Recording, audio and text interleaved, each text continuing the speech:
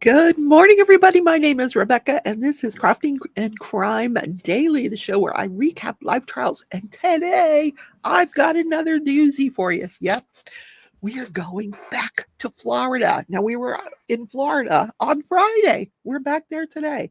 This time, we are on not Central Florida. Friday was Central Florida. This is the west coast of Florida, down in the Fort Myers area.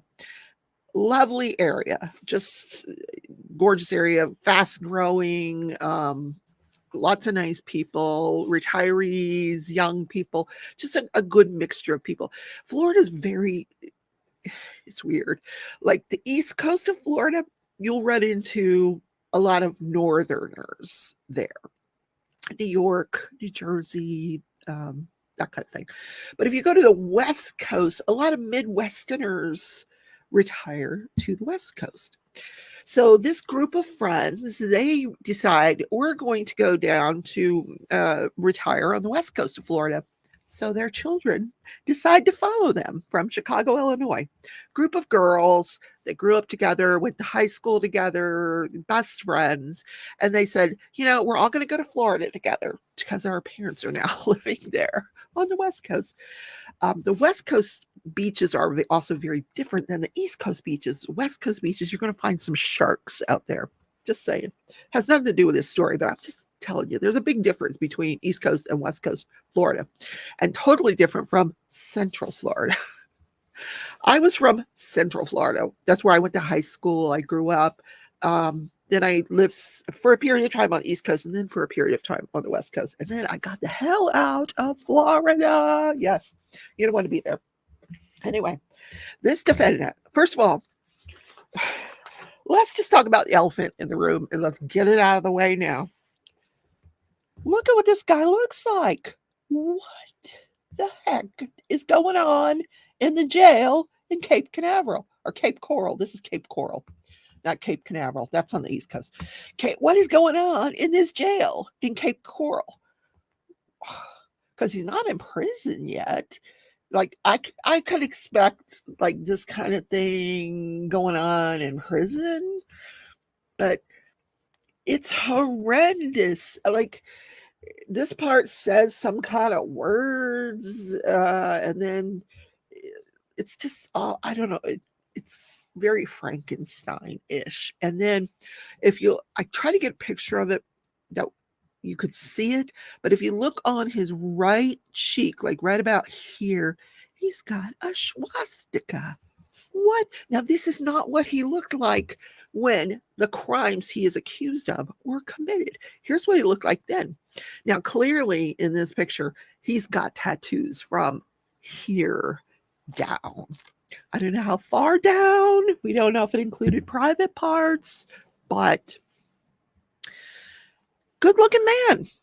He comes in to court wearing a nice suit, gorgeous blue suit with a yellow tie. But man, that face, only a mom could love that face.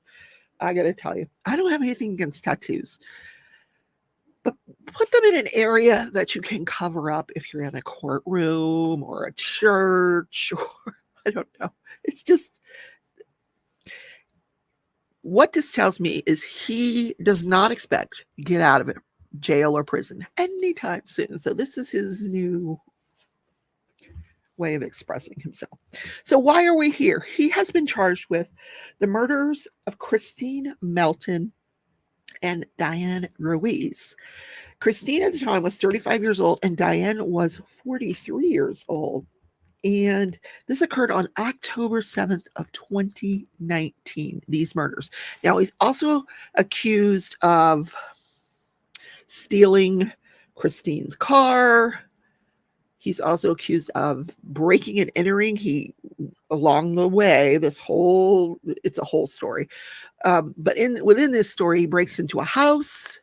So he's charged with breaking and entering. He's charged with petty theft because he had some food and some drinks and helped himself to some clothes. And it's a long story. But he's facing all those charges. In in addition to an assault charge on another woman that occurred the exact same day.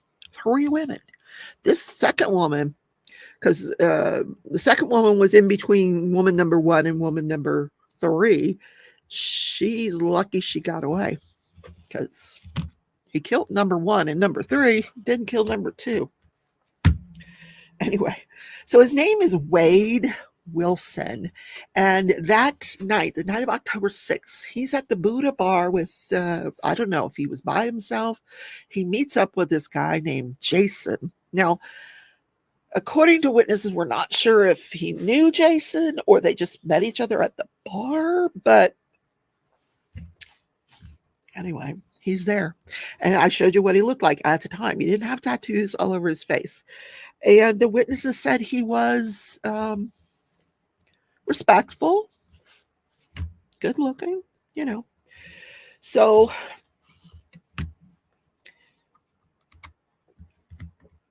that night, and I'm going to go through the first witness. The first witness is a woman named Stephanie Johnston. Now, Stephanie talks about what happened the night of October 6th, going into the 7th. She goes over to her friend Kristine's house. She meets her over there. Their plan was, we're going to go to the Buddha tonight. This is a live music bar in Fort Myers, and they wanted to see some live music. It's one of those places that has multiple bars. So they go to this place. They leave around 10:30, and they take an Uber to the Buddha from Cape Coral, where Kristine's house is located. And when they get there, they go in and they're at the main bar, and they start drinking because they knew they were going to drink and they didn't want to be driving that night. So they go in and they're partying, and at one point they're on their way up to the upstairs bar, and it's getting kind of late. And this guy jumps in front of Miss Johnston, and he says, "Hey, who's your friend?" And it's this guy. He calls himself that night JR. It's Wade Wilson. He calls himself JR. He jumps in front of her and says, "Hey, who's your friend?" And she's like, "Oh, Kristine, come here. Hey, Kristine, come. I got a guy for you." She introduces them. So the 3 of them go over to where this guy Jason is, and the 4 of them start talking. Now, Johnston, the witness, Stephanie, she's not really into this guy, Jason, but she figures, hey, he's friends with JR, and JR and Kristine are just hitting it off. You could see they were very attracted to each other. So it's getting late. Bar's closing down, 2 a.m., and they all get tossed out. Okay, bar's closing, last call, you're out. So they're out in the parking lot. And there's a vehicle out there, and they're walking towards this vehicle, and they decide they're going to go to this guy Jason's house. And they get in the vehicle. This Stephanie says, I thought this was Jason's car. He's the one driving it. So Kristine and boyfriend back there, Mr. Wilson, they're hot and heavy in the back seat. So they get to this guy's house, Jason's house. And they go in, and Mom's there. Hey, Mom, because you live with your elderly parents. And I did. Trust me, I know. This is what you do. So Mom's like, she's not happy. She's like, no, I'm not happy you're here. It's 2:00, and they were kicked out at 2. So now it's probably 2:30, 3:00. So and the girls are like, oh, so sorry, but anyway, they're all drunk. So they go into Jason's bedroom. So Kristine and Mr. Wilson start to have sex in the bedroom.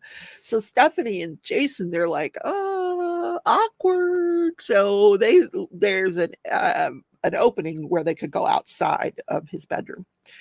And they go out, and there's a trampoline out there, and they're sitting on the trampoline, and they're chit-chatting, no romantic interest whatsoever. They're just talking and drinking. And she said every now and then Kristine and Wade Wilson would come out. They thought his name was JR. Kristine and JR would come out And they joke around and nothing out of the ordinary, no red flags. And then they would go back in.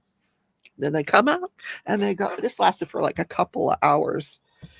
Um, so finally, Jason's like, hey, it's getting late. I got to work tomorrow. You guys need to leave. So he throws the three of them out.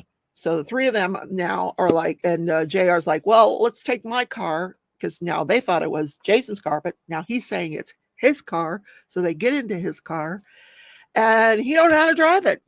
It's a stick shift. He don't know how to drive it.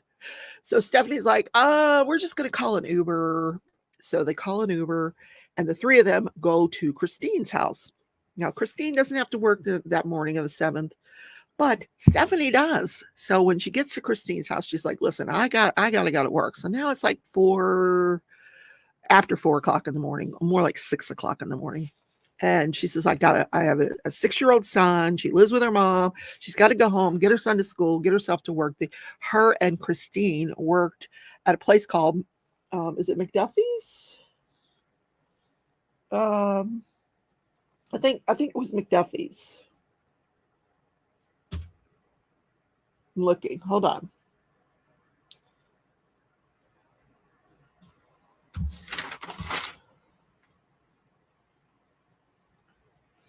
Oh, not McDuffie's. It's Duffy's. It's called Duffy's. I get McDuffie from the Miami Dolphin. Remember OJ McDuffie? I always say McDuffie's. Anyway, it's called Duffy's. It's like one of those chicken wings burger joints. It's a little higher end than a regular. It's nice. It's a little sports bar. But Stephanie had a shift that morning. So she's like, okay, bye, Kristine. And she said,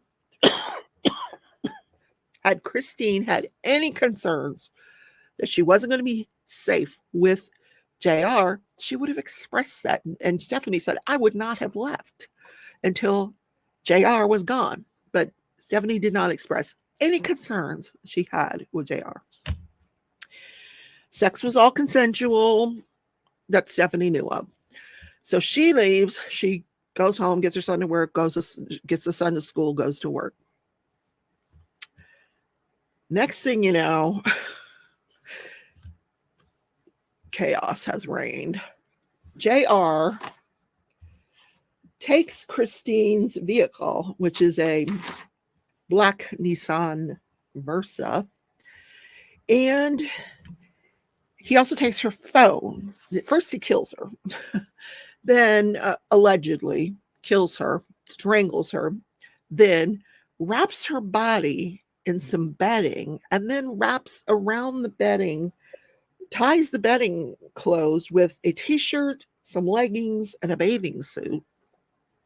And then he's starting to drag it, but I guess it got too heavy, and then he just leaves it in her house. And he takes her cell phone, because earlier in the night he had lost his cell phone and back towards Jason's house, and they couldn't find it. So he takes her cell phone, holds it up to her dead face at some point, I guess before he wrapped her up, which opens up unlocks the cell phone, and calls another girlfriend of his. Hey, what you doing? She's working.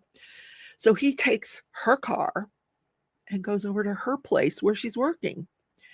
And they get into this altercation, and he starts beating her up. This is where the assault charge comes in. And someone sees that he's beating her up. Thank God. They call the police. They interrupt what's going on here. And so he flees. He gets back into the black Nissan Versa, and he flees. Now, this is in Fort Myers. Now he's driving over to around this Cape Coral neighborhood, around this elementary school neighborhood. And there's a woman, 43-year-old Diane Ruiz. She's just walking along. She liked to walk to work. She lived close enough where she could walk to work. She's walking to work. Somehow she ends up in his vehicle, the vehicle that he stole from Kristine. We don't know how he got her into the car, but later on, her body is found dumped on an empty lot. Her nose was broken. She was under a tree, some shrubs. Her hyoid and thyroid bones were broken. And those are, when you strangle, that's what happens. You break that bone that's right there. And multiple rib fractures because apparently he ran her over a few times. Now, here's my thought, because the defense did not put on an opening statement. They reserved, which means they have the right to do an opening before they put on their case in chief. So right now we have no idea what his defense is to 2 murders. None. So meanwhile, he takes the black Nissan Versa and goes, and he ends up at this shop where there's a man there named Lucas, Joshua Lucas. It was some kind of graphic shop.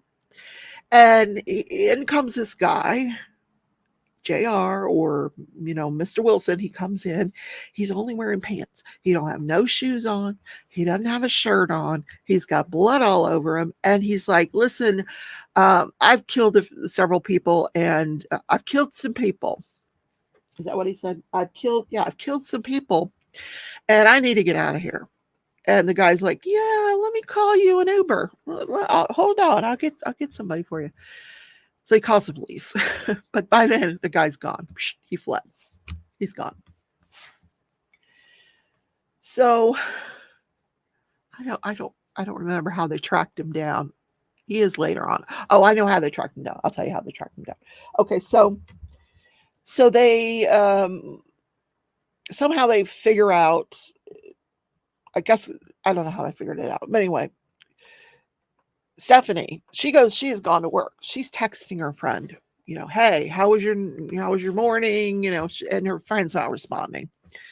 And so she figured, she didn't think anything of it because, they were out all night. She was having sex all night with Mr. Wilson, and she figured, oh, she's sleeping it off. But she gets a call from a detective. We don't know what the detective said, but he asked her several questions. She ends up going over to Kristine's house. That's where they found her body. Terrible, terrible outcome. Meanwhile, back to JR, Mr. Wilson. Wade, JR Wilson, he's contacted, he's driven back over to this second woman, and he's parked at a restaurant across the street from where he's just been beating her up. And the police were looking for him for that too. And they figured out they were looking for the same person. So he's in this restaurant and he's calling her. So now the police are trying to get him to come out of the restaurant so they can arrest him. So she talks to him for a bit. Finally, he comes out and they arrest him. What craziness is this trial going to bring us? Yes. So what did I miss here? Turns out he didn't know this guy, Jason, the one they left the bar with. He didn't know him. It's just somebody he met at the bar. So my thought process is, to be that crazy, he was on something. He's on something. That he killed these 2 women. And one was just a random person. Oh, hey, get in a car. What? Just a random person whose purse was later found near an elementary school, and they tie all this back to him.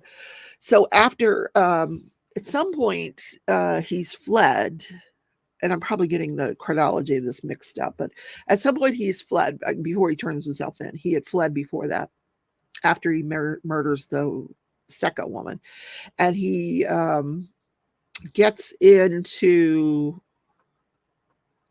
He sees this house and he breaks into this house. There's nobody home. They had left the owners of that house had left the day before to go up to Ohio for a visit. And so the house was empty. He breaks in, helps himself to some food and drink, and puts on some fresh clothes. Yeah. So he's charged with that. So all this is happening the morning of October 7th. This is how he's racked up all these charges. We don't know what his defense is going to be. or if he even has one. My understanding is, Florida is a death penalty state, and my understanding is they are after him for the death penalty. They're seeking the death penalty against this man. So I'm going to keep you posted on how this trial goes. I think it'll go down pretty quickly. We're going to hear from several other witnesses. We'll probably hear from Jason, some other people. I hope we hear from this I hope they were able to identify this Jason guy. I do. Maybe some of the Uber drivers. I don't know. I'm just surmising who we might hear from. So tomorrow I will recap the rest of what happens on day 1. And I'll bring that to you tomorrow. Have a great Monday, everybody.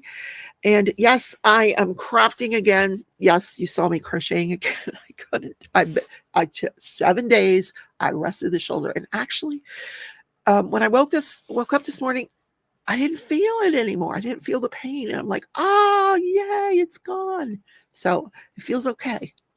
Knock on wood. Knock on wood. Yeah. But I'm not going to overdo it. All right. Have a great day, everybody. Love you all. Take care. See you tomorrow. Bye.